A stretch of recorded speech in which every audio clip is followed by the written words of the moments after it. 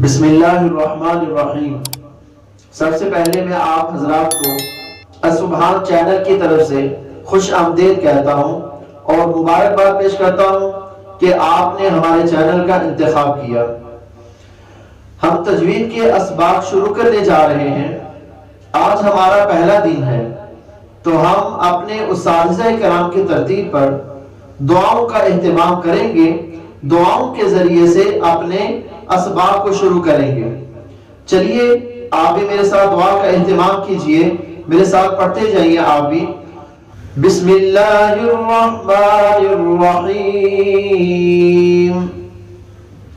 رب زدنی علما، رب زدنی علما، رب زدنی علما، رب اشرح لي صدري ويسر لي أمري واحلل عقدة من لساني يفقه قولي رب يسر ولا تعسر وتمم بالخير وبك نستعين يا فتاح يا فتاح يا فتاح يا عليم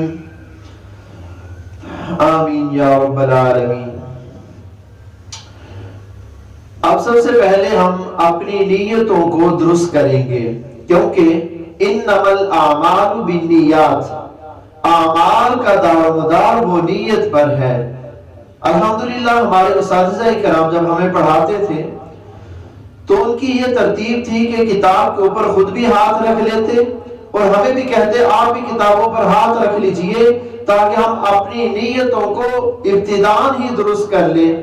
پھر وہ ایک جملہ ارشاد فرماتے، دیکھیں کہ میں بھی اللہ کی رضا کے لیے پڑھا رہا ہوں اور آپ بھی اللہ کی رضا کے لیے پڑھ رہے ہیں، لہٰذا ہم ان نیتوں کو درست کر لیتے ہیں۔ تو کتاب پر ہاتھ رکھے یوں فرماتے، اے اللہ میں اس کتاب کو تیری رضا کے لیے پڑھا رہا ہوں، اور طلبہ بھی کہتے اے اللہ ہم اس کتاب کو تیری رضا کے لیے پڑھ رہے ہیں۔ تو آج میری بھی رضا یہی ہے کہ میرا اللہ مجھ سے راضی ہو جائے، اور آپ کی بھی انشاءاللہ رضا یہی ہوگی کہ ہمارے اللہ ہم سے راضی ہو جائیں۔ نیتوں کو درست کرنے کے بعد سب سے پہلی چیز سمجھنے کی یہ ہے کہ آپ جس بھی علم کو حاصل کرنا چاہتے ہیں، چند چیزیں اس علم کو حاصل کرنے سے پہلے جان لینا ضروری ہوتی ہیں۔ وہ چیزیں کیا ہیں؟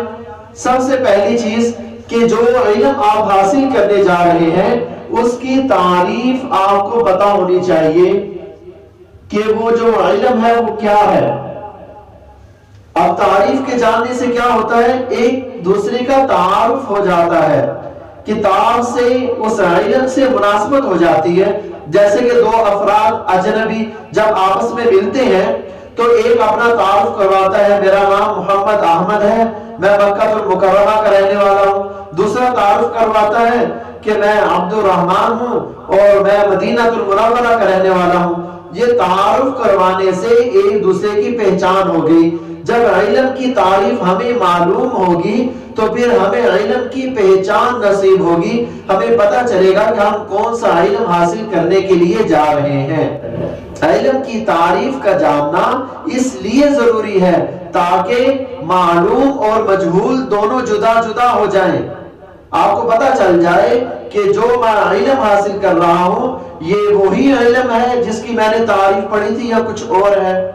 اور دوسرے نمبر پر جو چیز جان لینا ضروری ہوتی ہے وہ اس علم کا موضوع ہوتا ہے، کہ آپ کو پتہ ہونا چاہیے جو علم آپ حاصل کرنے جا رہے ہیں اس کا موضوع کیا ہے، کیونکہ جو علم کا موضوع ہوتا ہے اسی کے ہی احوال ذاتیہ اس علم میں بیان کیے جاتے ہیں۔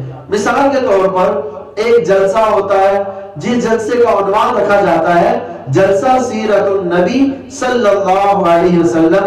اب اس موضوع سے ہمیں یہ پتہ چلتا ہے کہ اس جلسے کے اندر نبی رحمت صلی اللہ علیہ وسلم کے احوال بیان کیے جائیں گے، آپ صلی اللہ علیہ وسلم کی صورت مبارکہ کو بیان کیا جائے گا، آپ صلی اللہ علیہ وسلم کی سیرت طیبہ کو بیان کیا جائے گا۔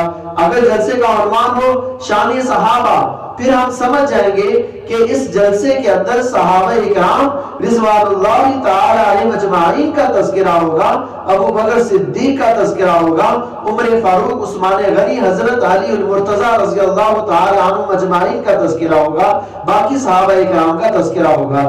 تو موضوع کا جاننا اس لیے ضروری ہے تاکہ ہم اپنے مقصد کو غیر مقصود سے جدا کر سکیں، ہمیں پتہ چل جائے کہ ہمارا مقصد یہی ہے جو ہم حاصل کرنا چاہتے ہیں۔ تیسری چیز جس کا جاننا انتہائی ضروری ہے وہ ہے غرض و غایت، کہ آپ جو علم حاصل کرنے جا رہے ہیں آپ کی غرض کیا ہے۔ کیا آپ اس علم کو حاصل کر کے ڈاکٹر بننا چاہتے ہیں؟ کیا آپ اس علم کو حاصل کر کے انجینئر بننا چاہتے ہیں؟ کیا آپ اس علم کو حاصل کر کے حافظ قرآن بننا چاہتے ہیں یا آپ ایک عالم بننا چاہتے ہیں؟ تو غرض و غایت معلوم ہونی چاہیے۔ کیوں؟ اس لیے کہ انسان کی کوشش وہ بیکار نہ جائے، کہ ایک انسان عالم بننا چاہتا ہے اور وہ میڈیکل پڑھ رہا ہے تو ظاہر سی بات ہے کہ اس کی کوشش وہ ناکام جائے گی، تو کوشش ناکام نہیں جانی چاہیے، اس کے لیے علم کی غرض و غایت آپ کو معلوم ہونی چاہیے۔ اور ایک اور چیز کہ اس علم کے متعلق اللہ اور اس کے رسول صلی اللہ علیہ وسلم کا حکم کیا ہے، اللہ اور اس کے رسول صلی اللہ علیہ وسلم اس علم کے متعلق کیا ارشاد فرماتے ہیں، کیا یہ علم حاصل کرنا جائز ہے یا ناجائز ہے، اس علم کے متعلق شریعت اسلامیہ کیا کہتی ہے، ہمیں یہ بھی معلوم ہونا چاہیے۔ تو ہم کیونکہ تجوید کو پڑھنے جا رہے ہیں تو لہٰذا ہم تجوید کے ہی متعلق گفتگو کریں گے۔ سب سے پہلے ہم یہ جانیں گے کہ علم تجوید کی تعریف کیا ہے، علم تجوید کی تعریف کیا ہے۔ تو یاد رکھیے گا کہ علم تجوید کی جو تعریف ہے وہ یہ کہ ہر حرف کو اس کے مخرج اور صفات سے ادا کرنا، یہ علم تجوید کی تعریف ہے۔ ہر حرف کو جو حروف تہجی ہیں عربی کے وہ 29 ہیں، اب 29 حروف کس جگہ سے ادا ہوتے ہیں، ہونٹوں سے ادا ہوتے ہیں، حلق سے ادا ہوتے ہیں یا وہ جوف دہن سے ادا ہوتے ہیں، ان کے مخرج کا معلوم ہونا، اور دوسرے نمبر پر ان حروف کی صفات کا معلوم ہونا کہ اس حرف کو پر پڑھا جائے گا یا باریک پڑھا جائے گا، سخت پڑھا جائے گا یا نرم پڑھا جائے گا، تو یہ اس علم کی تعریف ہے۔ اور دوسرے نمبر پر جو ہم سیکھنے جا رہے ہیں وہ علم تجوید کا موضوع ہے، کہ علم تجوید کا موضوع کیا ہے، کہ علم تجوید کو پڑھتے ہوئے ہم کیا گفتگو کریں گے، کس کے متعلق ہماری گفتگو ہوگی، وہ ہمارے لیے جاننا بھی ضروری ہے۔ یاد رکھیے جو علم تجوید کا موضوع ہے وہ عربی حروف تہجی ہے، عربی حروف تہجی ہے، علی سے لے کر یا تک 29 حروف تہجی، یہ علم تجوید کا موضوع ہوگا۔ اسی حروف کے متعلق گفتگو ہوگی کہ ان حروف کو کس طرح سے ادا کرنا ہے، ان کو کس طرح سے آپس میں ملانا ہے، ان حروف کی ادائیگی کیسے ہوگی، اس علم تجوید کا موضوع یہی ہوگا۔ اور اس میں بھی ہم لکھ لیتے ہیں کہ مخرج اور صفات، کہ مخرج اور صفات کی رعایت تعریف میں کرنا وہ ضروری ہے۔ اور تیسرے نمبر پر ہمیں جو معلوم کرنا ہے وہ علم تجوید کی غرض و غایت ہے، کہ علم تجوید کی غرض و غایت کیا ہے، کہ علم تجوید کو ہم کیوں حاصل کرنا چاہ رہے ہیں، علم تجوید کو پڑھنے کا مقصد کیا ہے۔ یاد رہے علم تجوید کو پڑھنے کا مقصد یہ ہے کہ ہم قرآن کریم کو نازل شدہ طریقے کے مطابق پڑھیں، جس طرح سے قرآن کریم نازل ہوا عربی لب و لہجے میں ویسے ہم قرآن کریم کو پڑھیں، یعنی کہ نازل شدہ طریقے کے مطابق ہم قرآن کریم کو پڑھیں۔ تو یہ ہماری غرض و غایت ہے، کیونکہ اگر عربی لب و لہجے سے نہیں پڑھیں گے تو قرآن کریم کی حروف کی ادائیگی درست نہیں ہوگی، تو لہٰذا قرآن کریم کی حروف کی ادائیگی درست اسی صورت میں ممکن ہے جب قرآن کریم کو عربی لب و لہجہ میں پڑھا جائے۔ یہ ہمارا علم تجوید کا غرض و غایت ہے۔ اب چوتھے نمبر پر ہم جو سیکھنے جا رہے ہیں وہ علم تجوید کا حکم ہے کہ علم تجوید کے متعلق شریعت اسلامیہ کا کیا فیصلہ ہے۔ اللہ اور اس کے رسول صلی اللہ علیہ وسلم علم تجوید کے متعلق کیا فرماتے ہیں۔ یاد رکھیے گا کہ علم تجوید یعنی تجوید کا علم حاصل کرنا، تجوید کا علم حاصل کرنا یہ فرض کفایہ ہے۔ یہ کیا ہے؟ فرض کفایہ ہے۔ اور تجوید کے ساتھ قرآن کریم پڑھنا یہ فرض عین ہے۔ تجوید کے ساتھ قرآن کریم پڑھنا یہ کیا ہے؟ فرض عین ہے۔ یعنی کہ اگر تمام کے تمام مسلمان ان میں سے کوئی بھی تجوید کا علم حاصل نہ کرے تو سب کے سب گنہگار ہوں گے نماز جنازہ کی طرح۔ تو اگر چند افراد نے علم تجوید کا علم حاصل کر لیا، اگر چند افراد نے تجوید کا علم حاصل کر لیا تو یہ فرض کفایہ بقیہ کی طرف سے بھی ادا ہو گیا۔ لیکن جو قرآن کریم کا پڑھنا ہے تجوید کے ساتھ وہ فرض عین ہے۔